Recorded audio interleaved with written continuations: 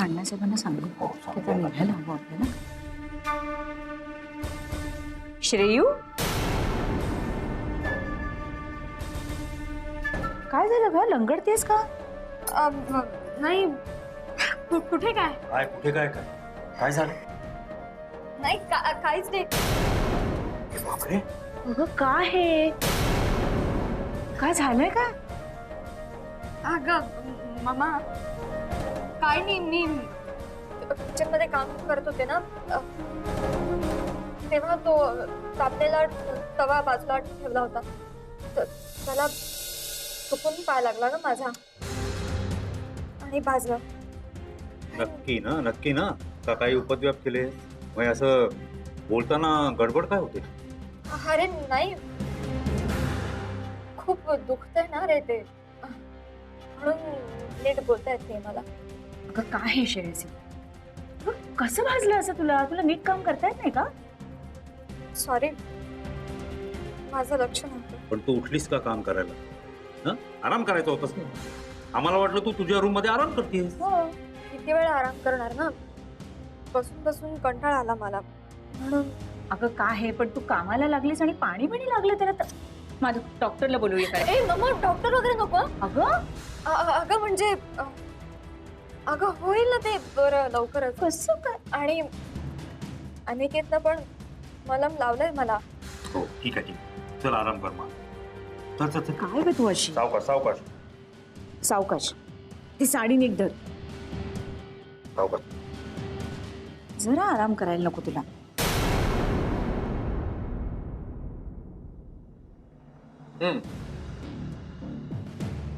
साखव गावाचं काम कसं चाललंय? तुमच्या व्याख्यानाचा खूप फायदा झालाय दादा. लोक निदान आमचं ऐकून तरी घ्यायला लागलेत आम्ही काय म्हणतो ते. काही लोकांकडून विरोध होत आहे. आमच्यातल्या 1-2 बायकांनी पुढाकार घेऊन बायकांची एक तुकडी बनवली. बायकांमध्ये काम करणं फार महत्वाचं असतं. हो, एक स्त्री शिकली की अख्खं कुटुंब शिकतं. काय होत, तुम्ही साकव गावचे ना? हो मग माझी आई म्हणजे बयो, तिला ओळखता का तुम्ही? हो, येता येता पाहिलं त्यांना. नदी किनारीच उभ्या होत्या, म्हणजे नेहमी त्या तिथेच उभ्या असतात. कुणाची तरी वाट बघत असतात. मला म्हणाले येता येता माझ्या मुलाला आणि नातीला पाठवून दे. हो ना, आता नाती बरोबर माझी बी वाट बघणं आलं. तिच्या आयुष्यातलं हे वाट बघणं कधी संपणार आहे कुणाला माहिती. तुम्ही का जात नाही? कसं जाऊ? मुलीला शोधण्यासाठी इथं आलो आणि तिला न घेता गेलो ना तर आईला परत दुःख होईल. आपली मुलगी येणार म्हणून इतके दिवस लई चांगलं वागत होती हो. आणि आता रिकाम्या हाताने जर गेलो ना तर मग तिला सांभाळणं लई कठीण होऊन बसेल बघा. लागेल रे, तुझ्या मुलीचा पत्ता नक्की लागेल. तू इथेस, तुझ्या आईला तिकडे एकटी सोडलीस. अरे तिचं वय काय, किती दिवस ती एकटी राहील? मध्येच जाऊन भेटून ये ना तिला. नाहीतर असं कर, तिलाच इकडे घेऊन ये. काय? जी. हा, तू काय सांगत होतास? हो, आम्ही एक व्यापक चळवळ उभारायची योजना करत आहोत. गावातून होणारा विरोध मोडीत काढण्यासाठी गावातल्या आणि बाहेरच्या लोकांचा पाठिंबा मिळवणं आवश्यक आहे. सर्वात आधी तर जनमत तयार करावं लागेल. त्यासाठी आम्ही काही स्थानिक पत्रकारांना भेटलो, पण ते लिहायला धजावत आहेत. त्यांना मार्गदर्शनाची गरज आहे. हो, माधव केळकरांसारखा धडाडीचा पत्रकार हवा. त्यांचं जर मार्गदर्शन मिळालं ना तर आपल्याला खूप फायदा होतो. बघूया, ते ह्या गावातच आहेत, पूजेसाठी आलेत. त्यांना फोन करून बोलावून घेतो.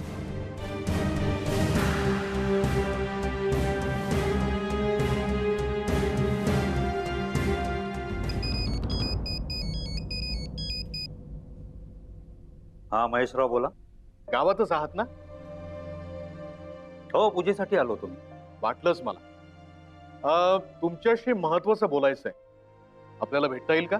भेटूया की आपण रात्री भेटूया. चालेल ना? मग निघताना मी तुम्हाला फोन करतो. ओके?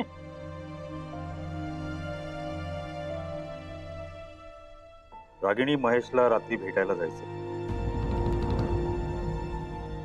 हा, आज रात्री माधवराव भेटतील.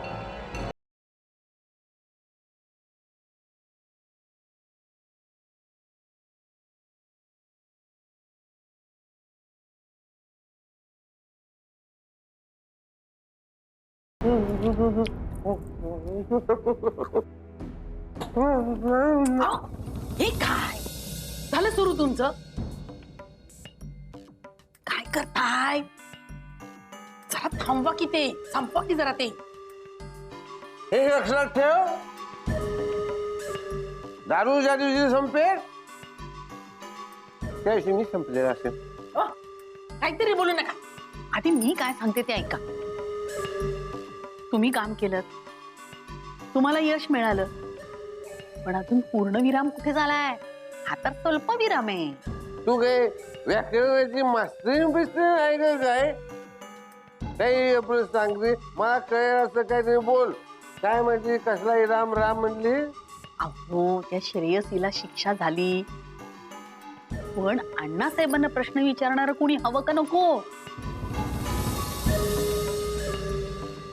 म्हणजे तिला शिक्षा झाली यावर तुम्ही समाधान मानू नका. श्रेयसीच्या पायावर चटक्याचे डाग आहेत, तोपर्यंत तिच्या आई वडिलांना कळवायला हवं. कळवलं? नाही, अजून काही घातली नाही. मग वाट कसली बघताय? तिथे जाऊन सांगितलं तरच राडा होणार की नाही? ती बाटली जरा बाजूला ठेवा आणि आधी जाऊन तिच्या आई वडिलांना सांगा. मग बघा, 2 वाघ समोरासमोर आले की कसा बिन पैशाचा तमाशा बघायला मिळतोय ते. तमाशा बघते, कधी तमाशा बघते?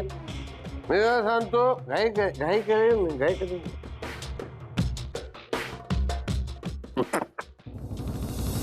कुठल्याही गोष्टीची घाई करायची नाही, सांगून ठेवतो बघ तुला. बयो, तुला तमाशाच बघायचा आहे ना, तमाशाच बघायचा आहे ना, तमाशा. तर हा वाघ दाखवेल ना तुला, तमाशा दाखवेल ना वाघ. तुला मी गण गवळण वग सगळं कसं असं सागर संगीत दाखवतो बघ. लक्षात ठेव, आपण जेव्हा जुगार खेळतो ना, जुगार, तेव्हा सगळे पत्ते असे उघड करून दाखवायचे नसतात. असे बरोबर छातीशी धरून मग बघायचं असतं कोण किती आला आणि मग डाव जिंकायचा असतो. एक लक्षात ठेव बयो, एक गोष्ट लक्षात ठेव, जखम आहे ना ती चिघळली पाहिजे बयो. एकदा जखम चिघळली की नाही, मग त्याच्यावर खाव घालायचा असतो. काही गरज नाहीये. हे बघा, तुम्ही हे आधी तुमचं पिणं थांबवा आणि ताबडतोब त्या श्रेयसीच्या आई वडिलांकडे जाऊन त्यांनाही बातमी द्या. निघा म्हणते ना मी. निघतो म्हणतोय निघतो. माझ्या बापाचं काय ते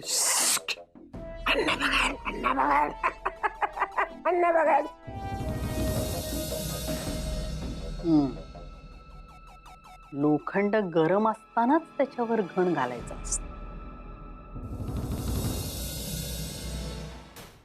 चला रागिणी, निघायचं ना? हो, चल.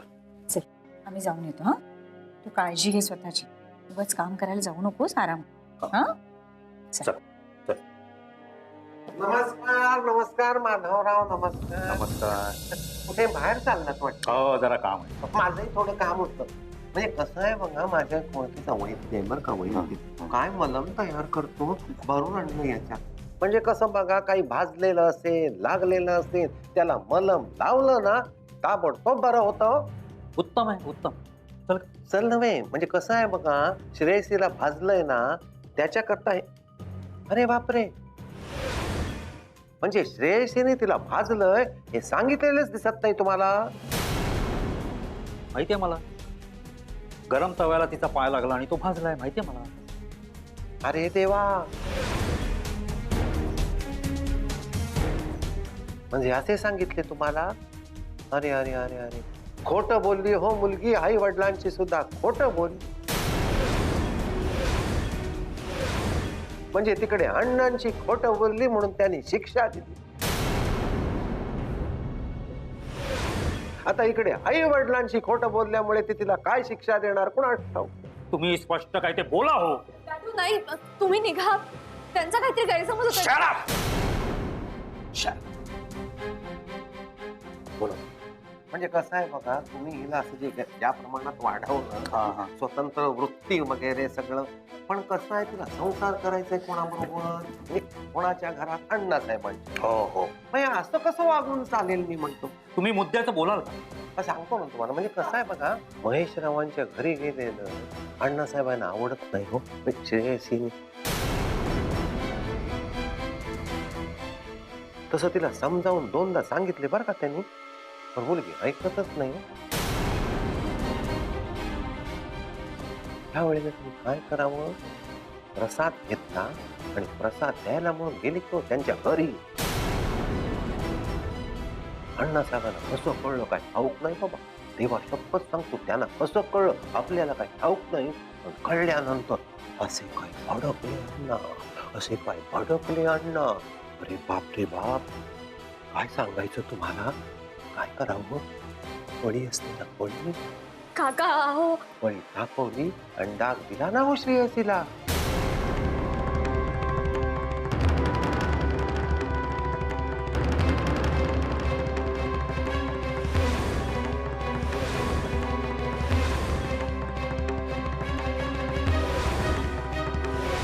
काय श्रेयू, श्रेयसी, श्रेयसी हे काय म्हणतात ते खरं आहे का? अगं सांग ना, तू लपवू नकोस आमच्यापासून काही. बोल ना बोल, ते काय म्हणतात ते खरं आहे का? बोल. नाही डॅडू. आता काय मी खोटं बोलतो काय? जावं यांना विचारा, बोलवू का त्या? श्रेयसी बोल, श्रेयसी बोल, ते काय म्हणतात ते खरं आहे का? बोल ना. हो. इनह्युमन, अमानुषपणा आहे हा. अहो, आमच्या मुलीवर आम्ही हात सुद्धा उगारला नाही आजपर्यंत, आणि जस्ट ती महेशकडे जाते म्हणून चटका द्यायचा तिला. दिस इज इनटॉलरंट. अरे पण तू हिला विचार ना, हिने का सहन केलं? अगं का बोलली नाहीस आमच्याशी? कबूल आहे तुझी चूक झाली, आणि चूक तरी कशी ग? तू फक्त प्रसाद घेऊन गेली होतीस ना त्यांच्याकडे, आणि या अशा चुकीसाठी जर हे डागायला लागले हिला, तर उद्या खरंच काही चूक झाली तर जाळून टाकतील तुला ते. बरं मम्मा डॅडू जाऊ दे ना. नाही बघा, माझी चूक होती त्यात. का हो, तुझी चूक होती ना, पण ही काय पद्धत झाली का शिक्षा द्यायची? हे अलाउड नाहीये, मला मान्य नाहीये. आत्ता जातो अण्णासाहेबांकडे, विचारतो त्यांना, माझी मुलगी तुमच्याकडे सून म्हणून आली म्हणून काय तुम्हाला अधिकार पोहोचतो का तिच्या वाटेत तो छान करायचा? जाऊन विचारतो मी त्यांना. प्लीज डॅडू थांब. अरे खरंच माझी चूक होती. त्यांनी मला खूपदा सांगितलं होतं की नाही जायचंय महेश काकांकडे, पण मीच गेले. प्लीज तू नको जाऊ. चल मग आपण बोलूया. नाही मम्मा डॅडू प्लीज थांबा. प्लीज डॅडू प्लीज प्लीज थांब. माझी शपथ आहे तुला, मी माझ्या जीवाचं काहीतरी बनवाईट करून घेईन. डॅडू प्लीज मम्मा प्लीज तू सांग ना त्याला. डॅडू नाही नाही डॅडू प्लीज थांब. तू नको जाऊ.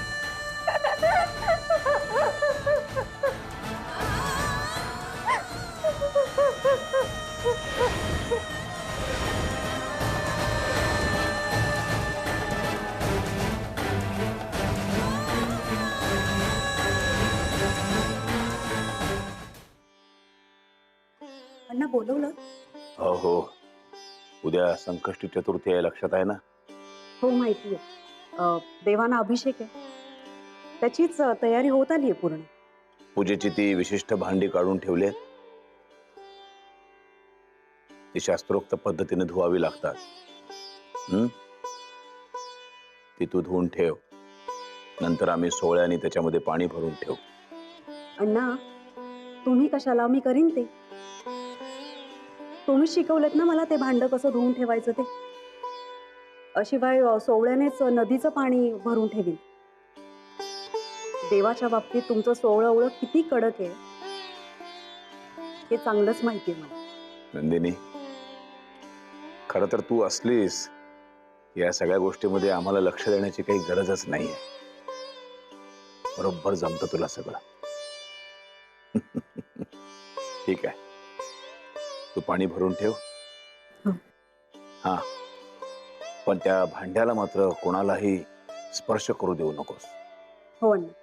कारण आम्ही उद्या सकाळी सोहळ्याने त्या पाण्याने देवावरती अभिषेक करणार आहोत. आणि हे सगळ्यांना सांग.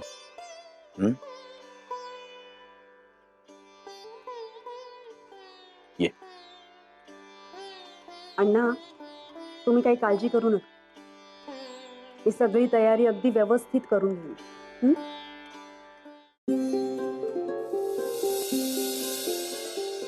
अभ्यंकरांचं घराणं, सुसंस्कृतपणे ही माणसं, किती विचित्रपणा चाललाय सगळा. यांच्यात आणि त्या अंधश्रद्धेच्या आहारी गेलेल्या लोकांच्या काय फरक नाही. म्हणजे ज्या गोष्टींपासून आपण श्रेयूला आतापर्यंत दूर ठेवत आलो ना, त्याच गोष्टी नियती नेमक्या तिच्या आयुष्यात घडवते. आणि आपण काहीच करू शकत नाही होत रे. आपल्या हातात काहीच राहिलं नाही असं वाटायला लागलं. त्यातून तो वीरू सारखा घराभोवती घुटमळत असतो. आता त्याच्याकडनं नाही वाटत. I think Shreyu is matured enough. आणि मी काय म्हणते, आपणच तिला तिच्या जन्माचं सत्य सांगितलं तर नाही सांगत. का पुन्हा पुन्हा तोच विषय काढतेस? भिंतीला सुद्धा कानच नाही. तुला कल्पना नाही याचे काय परिणाम होऊ शकतात ते. अगं, ही पोरगी त्या वीरूला जाऊन भेटेल, वयोला भेटेल. अण्णा, हे कर्मठ अण्णा, त्यांना काय सांगणार आहे? लपवून ठेवू शकते का त्यांच्यापासून ती? आणि समजा तिने अण्णांना सांगितलं, एक्सेप्ट करणार ती? कशाबद्दल बोलता तुम्ही दोघं? नाही, काय नाही. ये, आराम. बस ना तू. अगं, महेश रावांकडे जायचे ना, त्याच्याबद्दल जरा बोलत होतो. बस तू आराम कर.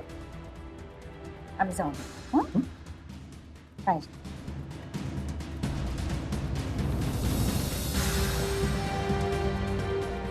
मामा डाडू माझ्यापासून काहीतरी लपवत आहे. मलाच त्या काकांची भेट घेऊन त्यांनाच सगळं विचारावं लागणार आहे. पण कुठे कुठे भेटतील ते?